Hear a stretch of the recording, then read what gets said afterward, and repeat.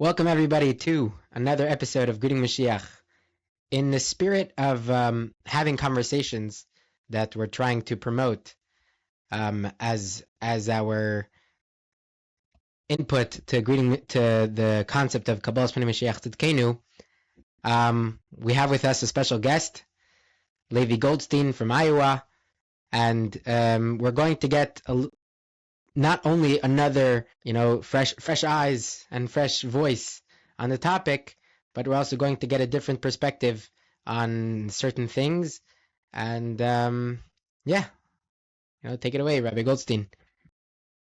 Yes, it's great being here, and the reason why I'm on here is because I have this tremendous passion for Mashiach. I know every Yid has a passion for Mashiach because there's a Nitzis Mashiach in every Yid, but somehow maybe it's my siblings that tell me, you're off Parkach Mashiach, or they tell me Mashiach should come just to make you happy. So just trying to bring a little bit here about the concept of Mashiach, and especially there's a whole discussion going on. It came to the sikh of Chayesara Tavshin and Beis, and the Rebbe said the whole Iker Shlichus is to be Makabel. Moshiach Tzidkenu, and everything goes through that shar. So I want to share with you some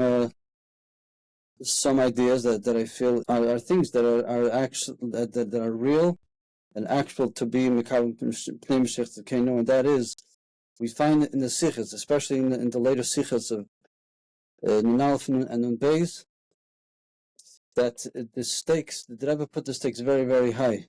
That means the demands that the Rebbe demands from us is, if you just think about it for a moment, it's pretty high. I'm talking about machshava, dibur, umaisa. That's a thing that the Rebbe speaks about a lot.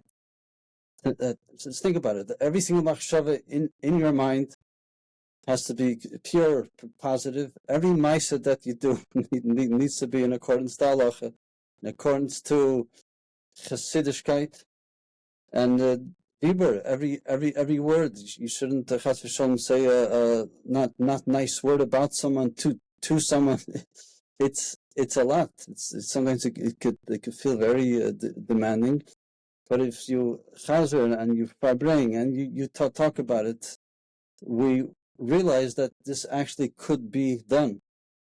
So let's bring about it. So obviously, a lot of people have a kach about Mashiach. As you can probably tell, I was born a number of years after Gimel Tammuz, and yet we try to keep the flame going. But you have this special, at least I guess 30 years ago wasn't so special, but now it's more special that you were actually there at the time when the Rebbe spoke about all these things. So maybe you could tell us a little bit what it was like in the years of Nun Aleph, Nun Beis, and I guess then afterwards Nun Gimel and Dalet, but I guess one step at a time. What it was like to hear the experience of hearing these sichos as they were happening. What was the impression of the Chassidim then? What was your impression? Yeah, so a few things. First of all, I'm going to give away my age. That I was 15 years old by Gimel Tammuz. It's a young age, and I wasn't like really fully developed. I remember my brother was 19, yeah, because he's 3 years older than me. No, he was 18, almost 19.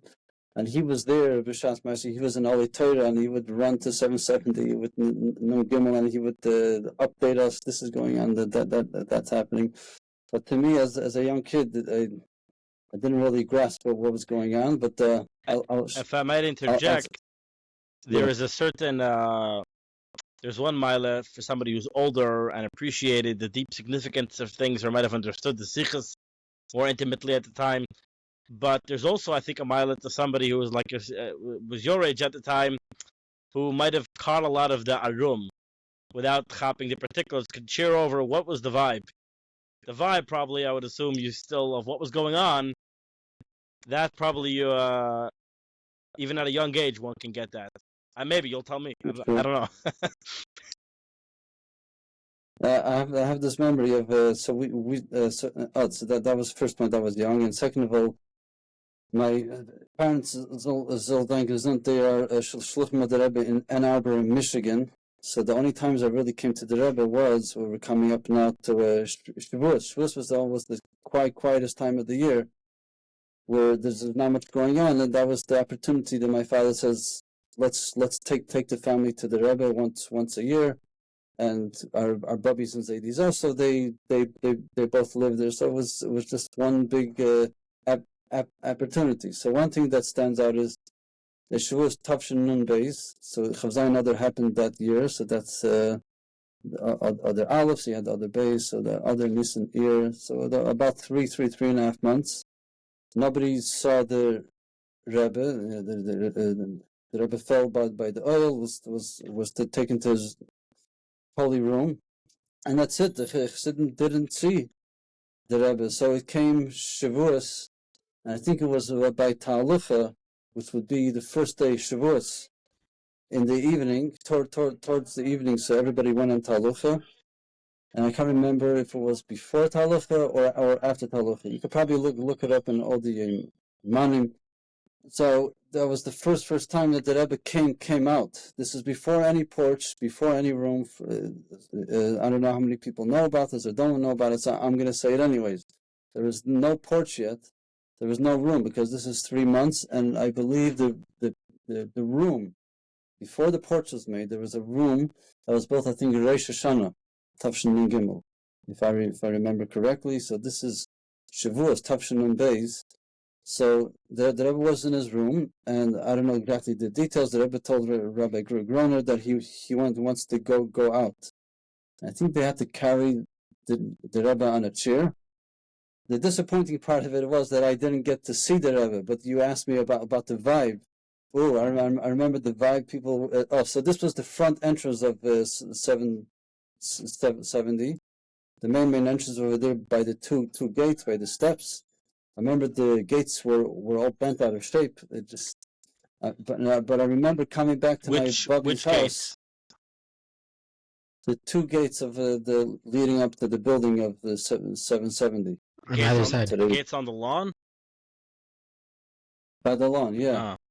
So the Rebbe came out in that front entrance, and the Rebbe just sat over there on a chair, and people were just singing and just jumping up and trying to get a view. And I was just I was 13 then, so I was a young bacher that couldn't really see anything. But like you said before, the vibe, I definitely felt the vibe, the excitement, and it's just a little bit of ma'ain of the excitement that we're going to have very, very soon, when as you have, I think it was you, who was the doorman? It was Rabbi Wolf. I was listening to the Wolf was saying how the Rebbe describes how is he going to come, boom, like the Rebbe is just going to open the door, and we're going to see him.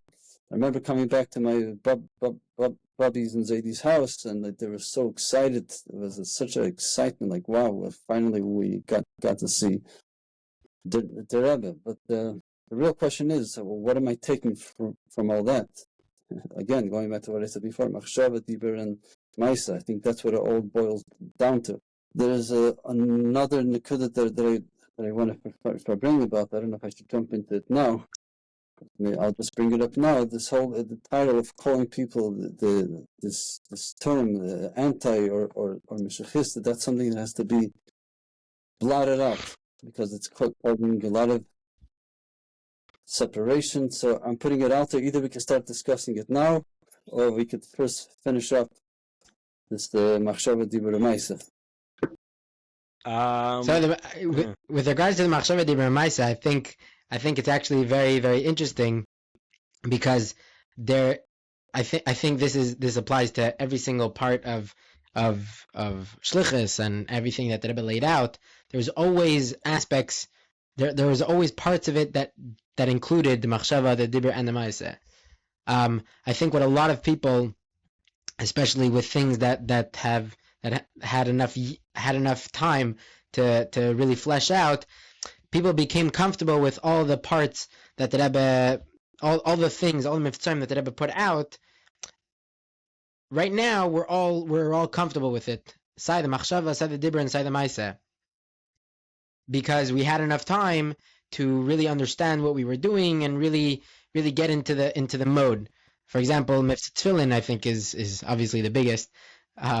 That's one thing that literally every single person in the world knows about Chabad is, oh yeah, they go around putting on tefillin on Jews. I think that was one of the biggest things that in the beginning there was a lot of uncertainty. People weren't so so excited to go. There were chassidim that were obviously the Rebbe says we have to go put on tefillin on people, so let's do it. But there was less of excitement, and once it was brought out and fleshed out into all parts of it, machshava, the dibur, and the maaseh, when the Rebbe started answering questions and when mashpim started farbrengen about it, it became like now we're comfortable because we have all three steps. We figured out the machshava, we figured out the dibur, and we figured out the maaseh. We figured out Totalts like the vart of Totalts is trying to put everything into vertelach, trying to put words to everything. So I think one thing that has to do that the Mitzvah Mashiach, quote unquote, hasn't yet figured out is how to flesh it out to have complete machshava, dibur, and maaseh. Because we know the dibur, we know the maaseh pretty much, right? The dibur is the yechi by the Rebbe, and then the maaseh is practically signing and all that stuff.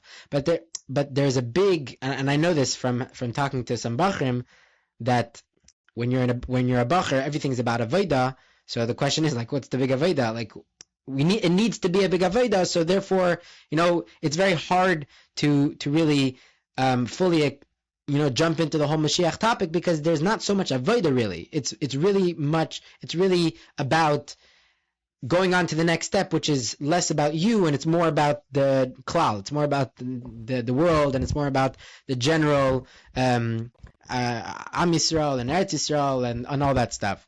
So I think one thing that needs to be done really is how to bring out from the Mitzvah Mashiach, to bring it into Machshava, to bring it into Dibur, and to bring it into Maaseh. I think it's interesting that an interesting nekuda that I've been thinking about. Levi, so I think you're talking about two different things. You'll tell me.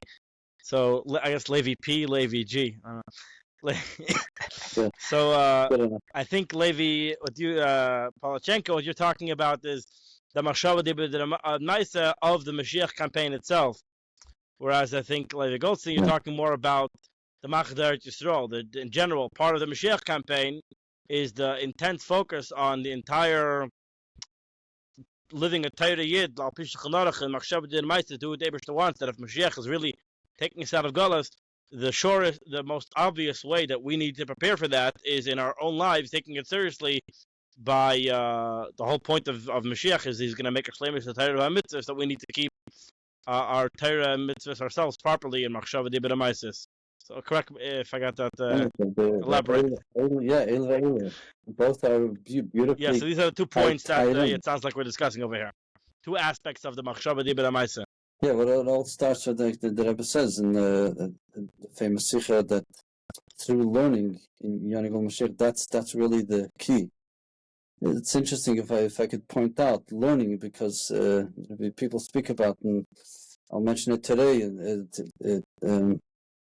the English mostly Rabbi Kotlarski. He says I once heard from him that he described that after Simchas Torah, after Akafes, he peeked into the Rebbe's room through the blinds or something, and he saw the Rebbe sitting and learning. Yeah. And there's another Meiser, Tavshin and Beis. I don't know who I heard it from, but recently a chassan came to get a siddur, and he saw the Rebbe sitting on a folding chair without his hat or tzartuk, just sitting and learning. So by the Rebbe, really, if you think about it, everything is through Torah. You have the big mitzvah of Mashiach, and the Rebbe says, well, it has to go through Torah.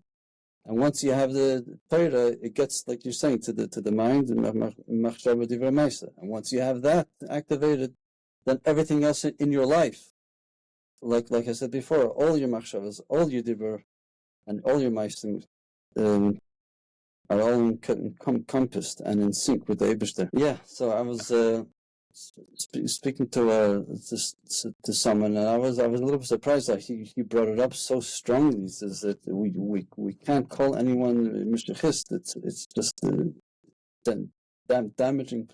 Well, first of all, like I said before, every year that has a Nitzis Moshiach. So really, every year is a Moshiach. Someone was telling you that nobody should be called a Meshachist. Yeah, because it just causes period. Because the moment you say Meshachist, well, then That invites there's there anti. to be an. I would think if we should get rid of one of them, it should be the ones who are anti. Everyone should just be whatever you want to say. Meshachist means everyone should be into Mashiach. I would think. So in the ideal world, yeah, and it was at a Shabbos table, and somebody else was arguing and saying no. Mishachist is like a proud thing. Like you're proud that I'm a Mishachist. I'm all far Kachna Mashiach. But the vibe that your typical person gets is, I could say personally too, it just makes me very, very. It becomes as if it's a political party. Yeah, it's just as a whole ekeldigkeit to this beautiful mitzvah of Mashiach. I don't know if it's practical to. How would you recommend? What's your vision of how it? I guess how would you get rid of the party lines, and what would that look like, and how would you implement it if it was up to you? Just plain chassid. So we should just be chassidim. We should be chassidim of the Rebbe. Yeah, even there's a song from Shimke Lazarov. I know he has like a few songs that he made. Yeah, that's a song. So it went from, I think, Cain Shlichas Cain Molnishtel, so I think he either he amended it or lechatchila he made it that it should go both. That it shouldn't be exclusively for shluchim. It should be a Cain chassid is Cain Molnishtel. No chassid is ever alone. Not only no shliach, no chassid is ever alone. So it's kind of I'm just trying to borrow a mashal. Shluchim and Chassidim is not as politically charged as Meshachist and anti. So when you say Shluchim, yeah, then there's the whole thing. Well, every year is a shliach, and then it becomes the whole back and forth. Well, he's a fisher shliach. He's not a fisher shliach, and it becomes the whole thing. So there too, we should try to keeping it across the board. Well, we are the Rebbe. This we mentioned on our previous episodes when we were going through the Sikha of Chayesara. The Rebbe actually there goes kind of in a little bit more detail explaining the difference. And in the Rebbe's version of the Sikha, or the Rebbe's version of reality, everything and everyone is a shliach. Hashem is a shliach, Atmas is a shliach, Mashiach is a shliach, all the Yidden are shluchim. But then the Rebbe goes more particular, aside from all of the Yidden being shluchim, the Rebbe specifies that there are those who their entire job, Begashmius as well, in a very literal sense, is to be a shliach exclusively. They have the schus that's exclusively their tafkid. So that's the way the Rebbe, so to speak, puts the difference. But indeed, in reality, each and every the Rebbe says, every year there's what I found very interesting, and I mentioned this previously, the Rebbe says there that not only that every year there's a shliach of Hashem, but every year there's a shliach of the Nasi Adar. And that I found very interesting, because there's a lot of Yidden, you might think they don't really have much of a shaykhis, let alone be a shliach of the Nasi Adar. And here you have the Rebbe saying, no, every Yid is a shliach of the Nasi Adar, is an emissary of the Nasi Adar. Yeah, because Hanasi who at the end of the day. And then it reminds me of Purim Tavshim Mem Zayin. They said they went from the Nasi to the Kol. Yeah. They made it very clear. It's Noshim V'Taf. Every Yid has responsibility to bring Mashiach. So growing up, I went to the Detroit yeshiva. So I don't know if this thing about the titles Mashiachist came from that. I went through the whole system of Detroit, and I followed it to Miami, and all along I felt there's something wrong here. It's this and calling he's a Mashiachist. It's like. It's very telling that the last ticha we have from the Rebbe, we heard the Leis Ata, from Vayakel Tavshun and Beis is the theme of Vayakel together, the theme of Achdus, Achdus and Kibbutz Goliath, that this idea that Chassidim should be Ba'achdus, you should be together, united, and what obviously followed the past 30 years, I don't know what to call it, but certainly we're very much in need of Achdus. There's a mimer from the Alter Rebbe in Parshas Noach about the Dara Flaga, the Kutei Torah, or Torah, as it were, and he says the pasuk tells us that they're building this tower and they're not going to be able to. Hashem doesn't know what to do about this plan they're making. And the Rabbis don't understand. There's the Eibush that we're talking about. What does that mean? That he's not going to be able to stop them? He's not going to be able to stop their plan? Like what? Why? So yeah, it doesn't even clap. Like what's the pasuk saying? And the Alter Rebbe explains that they knew the secrets of the way the spheres work and the way the elements work, and they knew that Achdus is the key. They wanted to get from Atzilus, and to get from Atzilus, this high spiritual world, that's the good stuff. Normally, you gotta be a good boy to get for the good stuff. They didn't want to be good boys, but they wanted the good stuff anyways. And they knew a cheat sheet is when you're Ba'achdus, even if you're being Ba'achdus to go against the Eibishter, you're gonna get the good stuff. That's the key. The key is Achdus, even bad Achdus, so to speak, and that's why the Eibishter's only recourse, obviously within the system the Eibishter created, was to mess up their Achdus, and that's what the Eibishter did. He dispersed them, changed their languages, and put them across the world. You see, that's about a negative thing. Could you only imagine the Achdus of the Chassidim about doing the right thing, following the Rebbe, bringing Mashiach? Not that I'm saying that anyone should give up on the true things and be false, but whenever possible, to have the Ava and Achva Tzevish Chassidim is so important. Or you also have from the was it Samach Tzedek, and he asked him, why aren't you scared of getting arrested? And with the government, what are you doing? What's going to be with the Chassidim? So one thing he mentioned was the son, and the other thing he mentioned, if I remember correctly, was the Achdus for Chassidim at Zeibaystein.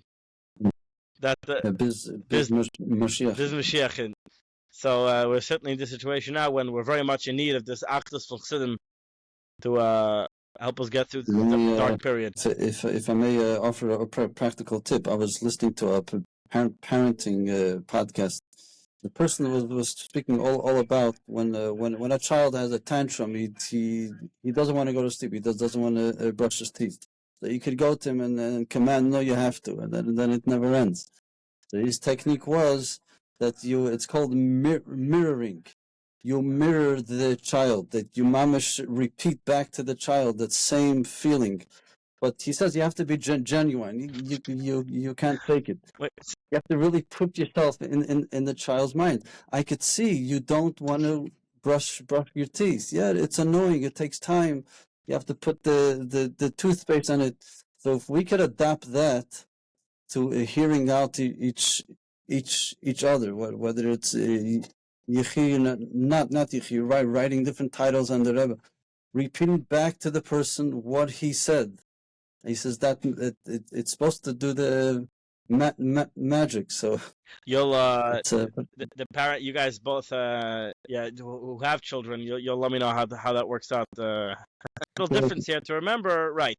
That it's very important to this shows the other person when you repeat back to them, you also show that you understand what they're saying.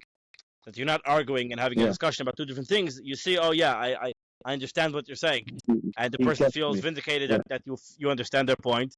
But doesn't mean you have to agree with their point. You have to understand their point, and that way you can have very productive, helpful conversations instead of going in circles when two people are discussing two different things. You're not even having the same discussion. You're arguing with a person who's not there.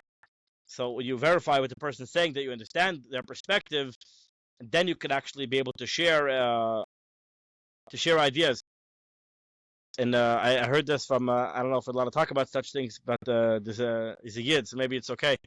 Dennis Prager, so he talks about politics often and about Torah, but I'm not recommending anybody listen to anything outside of Torah.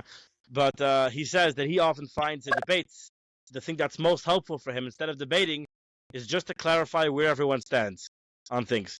He tells what, just let me clarify. This is my position. Let's clarify your position, and that often does most of the work. Instead of spending so much time fighting with each other, just to clarify each person's where do you stand on something in a very, not confrontational manner, in and of itself already does wonders. Yeah, I mentioned before, I went through the system of Detroit, but I give a lot of credit to my fathers also. Gesundheit Tati, if you're watching this, hello. My father, maybe you could get him on. That he's a very special person. He has the different views than me about Mashiach, but he has the amazing thing that he could have a conversation with anyone. His best friends are, okay, I'm not going to use the M word, but he could have a calm conversation, even though the way he understands, but the guy that he's talking to is somebody that he grew up with. They learned alphabets together. It's like, how could you fight with such a person? So that's the element of calmness, to stay calm when you have these arguments. So I mentioned before, Yanigul Mashiach is the key. Two thoughts has the whole thing about the mindset, Mashiach mindset. Mashiach mindset, yeah. Somebody mentioned on a group that I was on, I want to say 4 years ago, he said learning Yom Mashiach is even more important than Ramam. And it hit me. He says, I said, who? Okay, should I mention his name? Is in Mashiach Geula. Who in Yanigul Mashiach? No, so I thought to myself, three Prakim Ramam, or whoever does one, we know it's Chayk V'Layaver. I don't want to look as a big shot. I know a lot of Hasidim, they don't go to sleep till they finish the Ramam. But the Kumt Yanigul Mashiach, Litzari, many days go by, I just don't learn. Now you want to say that many parts of the Torah speak about Yanigul Mashiach, yeah, but I'm talking about that you make a seder to say, okay, I'm going to learn now Yanigul Mashiach. How do we get that into our mind to have almost the same standard as Rambam? Yeah. Baruch Hashem, we have on our WhatsApp chat, the Living Geula, whatever it's called, WhatsApp chat, Mela, yeah, we have not 5 minutes doesn't go by when there's a discussion of Yanigul Mashiach Geula. And another thing, obviously, is Rabbi Reuven Wolf has his WhatsApp chat where he started last year, the Mashiach Suda, to bring the light of Mashiach into every single day that he started going through all the Maimarim of Achron Shel Pesach, which all discuss Mashiach. Not every day, obviously, discusses Mashiach, but the whole Maimar is there to figure out and discuss the Giluim of Lav Levi. And he's I think up to Tafshin Tazai now, 5 minutes every day on WhatsApp. He started now doing even Mitzvah Shabbos. 5 minutes every day, not to miss a day. Just a voice note or something? It's a voice note. You can put it on times 2. It's a voice note, and he goes through the mimer little by little. You can go through. Maybe I should do that. You go through them. So not every day is about Mashiach. It's about whatever the mimer is about. But the whole mimer, when you're finished, it's about Mashiach. So I mentioned before about my upbringing in Detroit, but I need to make this disclaimer. I was in Zal, I think it was Shir Aleph Zal. Somebody had a Sayyidus to learn Yanigul Mashiach, and I remember it was Friday night in the early winter Shabbosim, where the Bachrim got together in Detroit in the Zal and learned Yanigul Mashiach. And I remember one of the times they invited Rabbi Beryl Shem Tov, and I remember him. I even remember what it was about. We learned the Purim Tavshim Zayin. So that's another very important thing to like just blankly cancel out. Oh, Detroit is this and this and that. Lav Davke. Yeah, you see, everyone are people who kach Mashiach. Chassidim who kach Mashiach. Oh yeah, so like I said before, it's chassidim across the board. Yeah. Now, then the next thing we have to work on is as the ganze Welt, all chugim of Yidden. It should I hate when people say, "Oh, Mashiach," right away they associate it with Chabad. This is a Chabad thing, and they call him Mashiach.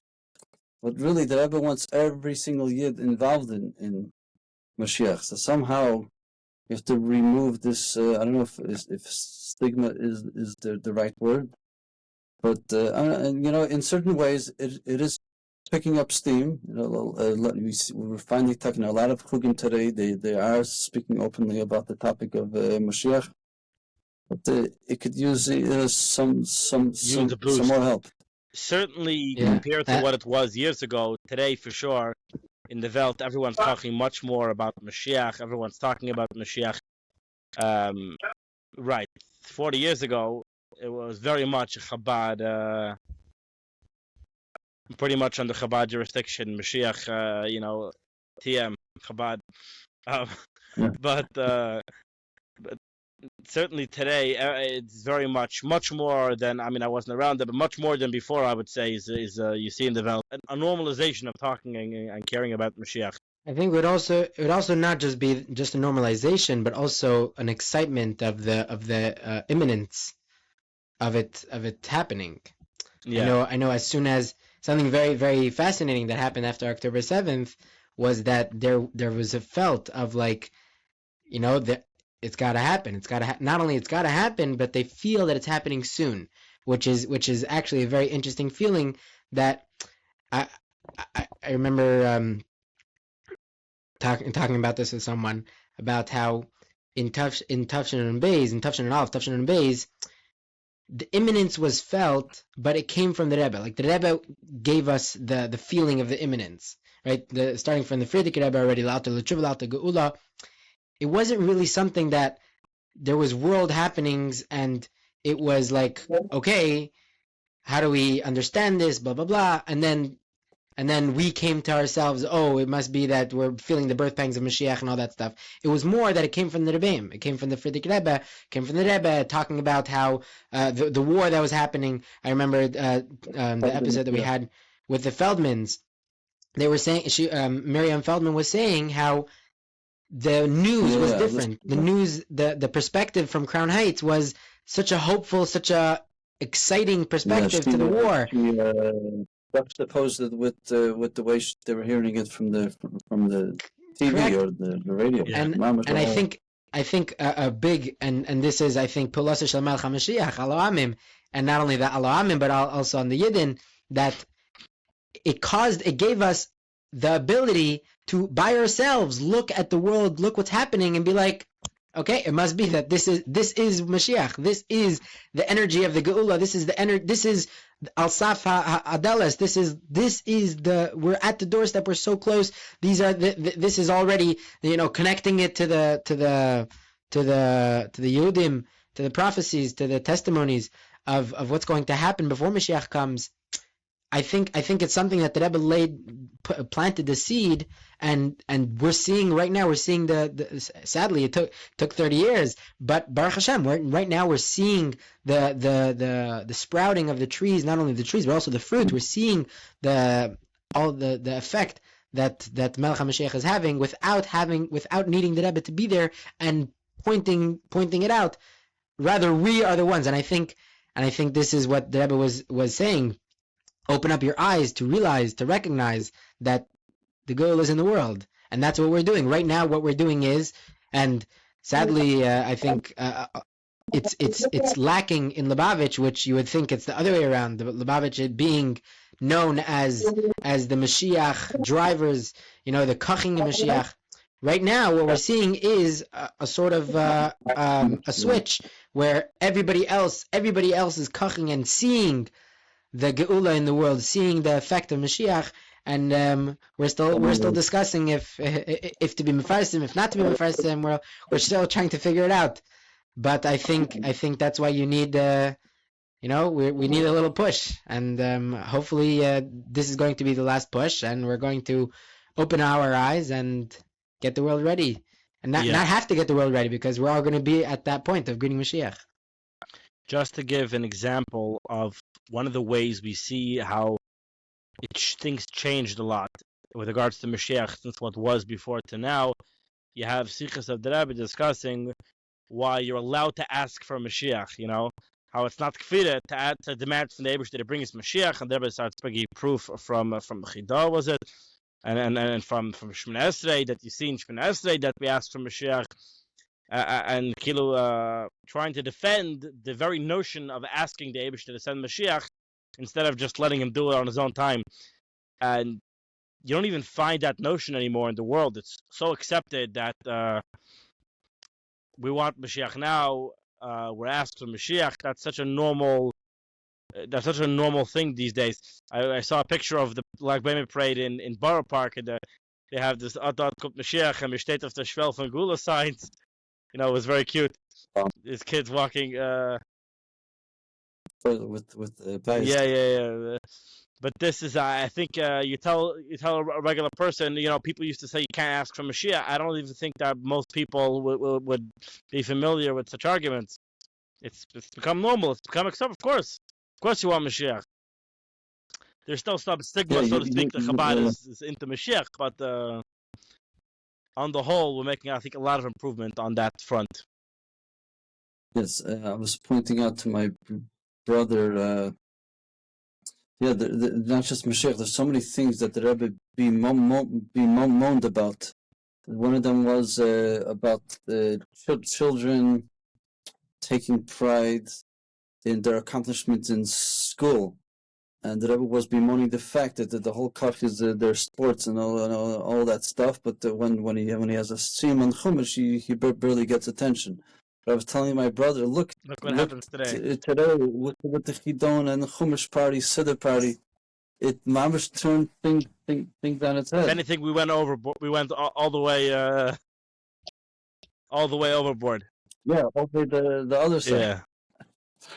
I heard a complaint. I heard, I talk in the English program. They don't respect the English teachers. They don't. That was Deb's complaint. But the English thing, that's if he gets a degree and that's the most important. The most important thing. But here you see that people don't care about English in schools where they have English. It's not respected. It's not. And Dafka the Kaddish teachers, I heard someone was moaning. Why is it you only respect the Kaddish teachers? They don't respect the English program. They don't respect the English teachers.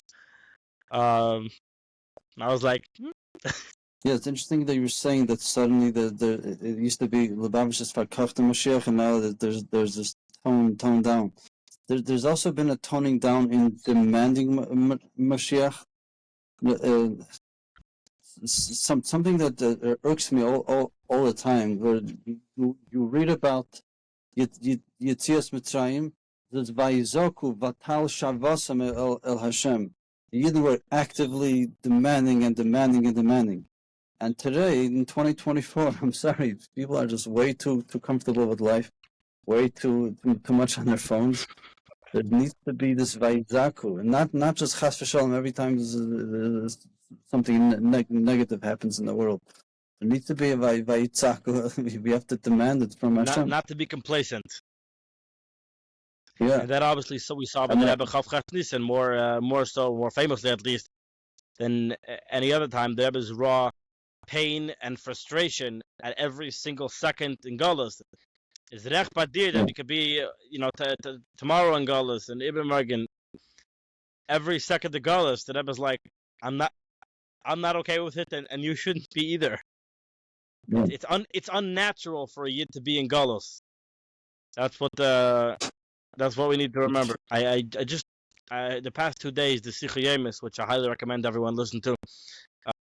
You have every day 10 minutes, which is an actual amount of time you can have, and sometimes like they have the past 2 days a hemshich, so you can get a longer sichas, to really, if you want to know how the Rebbe thinks, I would highly, or general, stop and listen to the Rebbe. It's very geschmack. So the past 2 days, it's from Yubes Tammuz Chav Zayin. I think Yubes Tammuz. It's a hemshich from yesterday. Yeah, from yesterday. And the Rebbe is discussing what we can learn from the lesson, what happened after the 6-day war. And the Rebbe says, people come with tinus. What's with this Ama Peziza? What's with this rash people? The Nasakad and Lanishma. that you say will do before. What do you mean? You have to understand. You have to. And also, what are you telling me? Put on tefillin. The Rebbe says, mind your own mind your own business. Says the Rebbe in English. Don't tell everyone what to do. And the Rebbe learns an amazing lesson from the army, from the draft, that as soon as people realized, and this is the key, says the Rebbe, that you're needed. As soon as people realize I matter, I make a difference. I'm not just another cog in the machine. My contributions are necessary. You got a draft letter. All they wanted to know was the time and place, and they were there. They didn't ask any questions. And even if they had a million questions that they had in the commander, they know the only way for this to work is to follow the commander. Even if they know, they'll fight about it after the war. They'll figure out if he was right or wrong. The only way you fight a war is you listen to the commander. You're smarter than him, and he's a... Doesn't matter. This is the system. And everyone says the Rebbe, you yourself understand this. You got the letter. You know what I'm talking about, says the Rebbe. And no one says, oh, my personal life. No, yeah, everyone knows your listening is important for the call, for everyone. All these questions fade away. And here, I was thinking it's an amazing, so to speak, the Ufaf and the Egen. The Rebbe showing us, how do you open your eyes? The Rebbe takes an example about something, about, within the paradigm of Yiddishkeit, you have so many questions. How is it? And Golus, Das, Jens. And the Rebbe says, what Golus? What are there? It's what Yetzirah? What are you talking about? It's clear, it's understood, there's no problems. You open your, and the Rebbe, so to speak, to try to a clear example of opening your eyes to see the reality of, in this world, everyone could not have a Yetzirah, and everyone could listen to the Eberstein, have Nasa Kedin Lenishma. That reality already exists in the world. We're just making up problems in our head. As soon as you realize, oh, it's true. All you need is to realize that you matter. Realize that your contribution, like the Rebbe's constant refrain, one of the things that Rebbe quoted so many times, the famous Rambam, that one mitzvah can tip the scale, that every one individual's mitzvah is so important and integral, and that was really the cry of Chav Ches Nisan, that you should take this personally. This should matter to you on a personal level, that I need to bring the Geula, or the way that Rebbe put it in Chayesara, Tafshuna Beis, that not that you're going to wait for it to happen and you'll enjoy it when it comes, but you do call a talibach, everything that's dependent on you, lehavi l'meisa Mashiach, to actively pursue it and make it happen. And that ties in with the whole, what you were saying at the beginning, the machshava d'ibera maisa. If indeed this is something that you're going to take seriously because it matters and it's up to us, we have to be mekabel pnei Mashiach tzedekenu. When we do that, like you mentioned, by obviously one of the main things that is, if that's for real, we're going to start keeping Torah mitzvahs properly, learning about Nyan Mashiach Geula. If you realize that you could do that, as soon as you realize it matters, it becomes so much easier. I saw today a minor from the Rebbe, when someone tells him he's having difficulty overcoming his challenges, he needs strength to overcome the Yetzirah. And the Rebbe says, you don't need strength. You need to stop falling prey to your amazing weakness, which might sound a bit harsh. But it's really, again, the Rebbe is opening your eyes. Like, you're imagining this whole mountain, the Yetzirah. The Rebbe said, no, it's all fake news. There's no big Yetzirah there. As soon as you realize you have the power, you have the ability to climb out of whatever, everyone's stuck in this gullish perspective, you can snap your fingers and you can do it. We're a lot more powerful than we think. I heard from the Rosh, Rabbi Shachat, in LA, just also I mentioned that his understanding of some of the sikhs of the Rebbe are what does it mean we finished Avodah, etc. That whereas till now there might have actually been some challenges, some achiza of Klippa, that hold of Klippa is totally gone. And as soon as we realize that we have the power, we have the ability, as soon as we flip that switch, it will go a lot easier, and we'll be able to accomplish amazing things. So it's all in the mind. Just to keep on telling yourself. It's kommt on schwer to penetrate this nakuda of that the Geula is here. And we just have to realize, and then it'll happen. And Rebbe says the answer to that is learning in Moshiach Geula. That has the amazing power, the Kayach HaTorah, to flip the switch, and both on a spiritual level and also practically learning about it. I was just gonna say that. I know when we had the interview with Rabbi Hamnek, that was a big thing that he said was that you have to understand when the Rebbe is saying Pashat very simply that we finished this time Aveda of Ma'asenu Avediseinu calls Ma'amash Chagolos, that when the Rebbe is saying that when Mashiach, when the Rebbe is saying that we have the Geula in our hands and all that stuff, the Rebbe is telling us that all the Menius Ve'ikuvim that you have in Golos, meaning the physical constraints, Pashat, Begashmis, you have a body and all these things, you have Yetzer Hara and you have Taivis and all these things, the Rebbe is saying that all those things are gone. I think I mentioned this already in a previous episode about the fleas. There's a test that they did with the fleas. They put them in a jar, and they closed the jar. And after 3 days, they came back. They opened the jar. They not only that, but they removed the jar, and the fleas were just in the same exact same area space of the jar. Yeah, they never jumped higher than the cover. Because for 3 days they tried, and it just that's it. There's a cover, and those are my limitations. I can't go out of it. Even though the jar is removed, they're still stuck in their limitations. And I think we're holding in a place where the jar is removed. There's no limitations.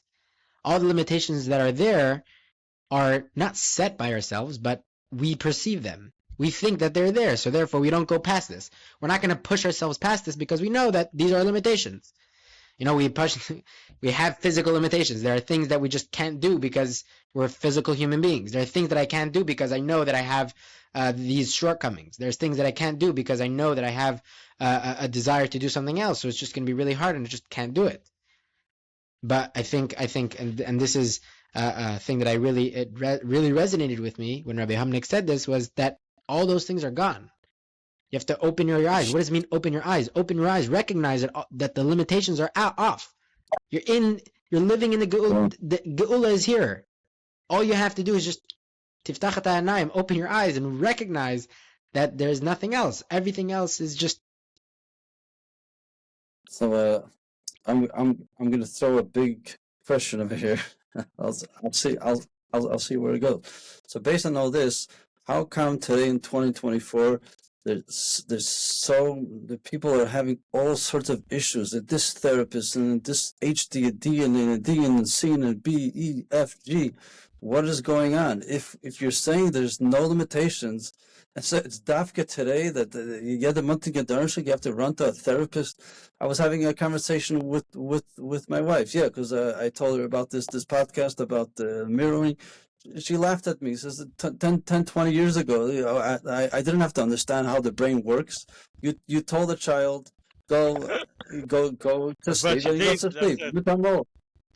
In 2024, you have to understand there's a this part of the brain and then the middle part of the brain, and you have to speak to the child and first get him in this part of the brain. And once you get him engaged, then you can have a conversation. What is going on? So it seems as if it's just the opposite. I don't know if that's directly related to the topic of this podcast, but for what it's worth, in my not professional experience, the more you stel sich of a problem, this is relating also to the mind of the Rebbe I mentioned, the Rebbe did not in any way validate this man's taina. The Rebbe entirely ignored his complaint and showed him how he doesn't have any problems. And his problems are imagined. In the first place. Today it's very prevalent, this idea of validating people's feelings and emotions, and on the whole I think it's a terrible thing to do. And the more you discuss your problems, the more problems you're going to have. It's the most unhealthy thing you can do. The healthiest thing you can do is like the Rebbe's constant thing, Hez chadas, don't think about it. Move on with your life. You'll be so much happier for it. And that's, I think, the reason there's so much therapy is because everyone's going to therapy. Be a lot better off probably. Because they're making a big issue. There are some times, I can't talk for all circumstances and all situations, but on the whole, the Rebbe spoke, for instance, about meditation. And the Rebbe said meditation is not a good thing for people. It's not a healthy thing for a healthy person to do. People should be active, not sitting contemplating, except for what Torah says, I think Chassidus, etc. Then the Rebbe's point was, that's generally speaking, but there are some people who are already sick and the medicine, and they're vergapt in this idea of meditation. And for them, the solution, like any other medicine that's not good for a healthy person, but for a sick person, medicine is beneficial. And these people need to have meditation. And the Rebbe is saying people are scared of it because of Avodah, but there are Yidden who need help. You need to make proper meditation things, al pitera, that are not Avodah, to help these people who need help. And I would say it's a similar thing with therapy. There is a room for a therapy, cognitive behavioral therapy, things that are more, there are different types of therapy, and not my field of expertise. But for people who it's not necessary, who are sick, that's one thing. But it's a very big idea today to impose therapy on everyone. That the whole everyone should be thinking the whole day about their feelings and all their negative thoughts and experiences, and everyone should understand their brain and this and that. And oftentimes it's a lot healthier to not think about any of those things and just live your life. Yes, I mean, what you just said about that, mamish, there's no limitations to it. It's like, wow. So I think in connection to that, the fact that there's no limitations, I think, and this is something that Simcha just said, what we're doing is we're like part of the limitations being yourself is that you're elevating it.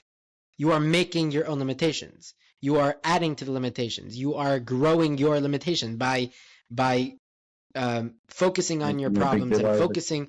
Correct. As you get prosperous, as countries grow prosperous, the issues that regular human beings used to have of not having a shower and having to work really, really hard for food and the cold and all these physical problems that were out of yourself, you never had time to think of problems that you have inside yourself.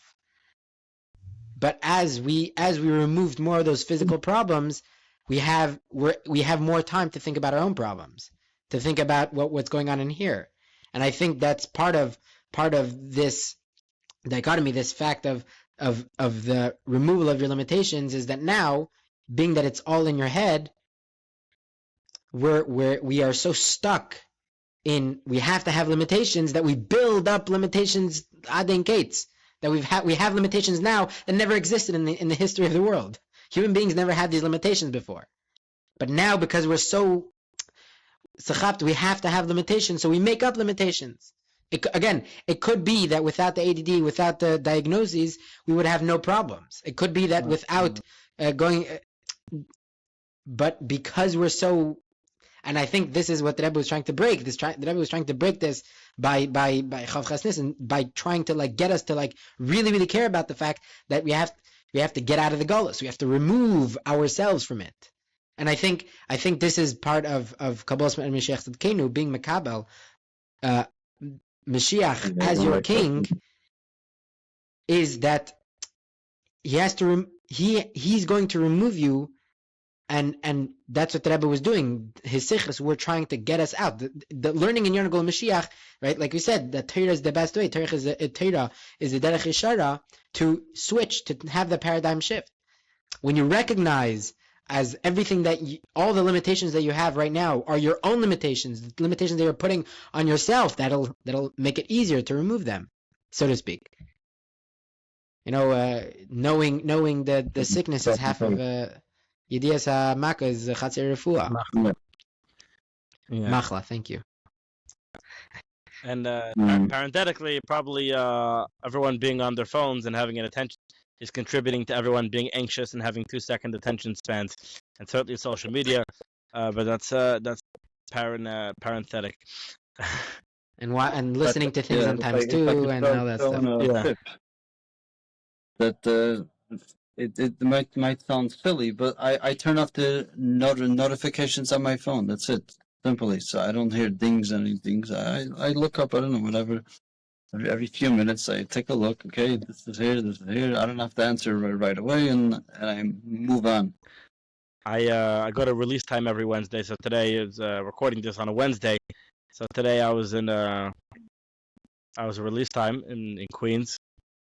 I'm in so I bring the kids to the public school kids to a shul, and one of the kids tells me, and then afterwards I tell the whole class, tell everyone else, that before Shabbos, before they light candles, The father takes all the iPads and all the devices, all the stuff.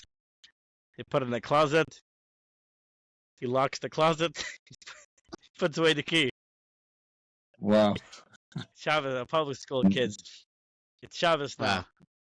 And yeah, The that was really beautiful. Looking to see Geula in the world. There you have it. Wow. So let's summarize what we have till now. We have that we shouldn't be we should get rid of the labels. We should be ba'achdus, and everyone should care about Mashiach, and then the world shouldn't be just all Chassidim and not just Chabad, but all Yidden, and we have to open our eyes and realize that we do not have any of these inhibitions that are stopping us. We have the power and ability to actually go greet Mashiach, and one of the biggest, most important ways to do that is in our own lives of Machshava actually doing what we can, and through learning about the Nyan Mashiach Geula, which is important in and of itself, and will help us implement all of this. Yeah, and then another nikud about listening to a fellow chassid. To listen, right? I would that's say how even you yeah.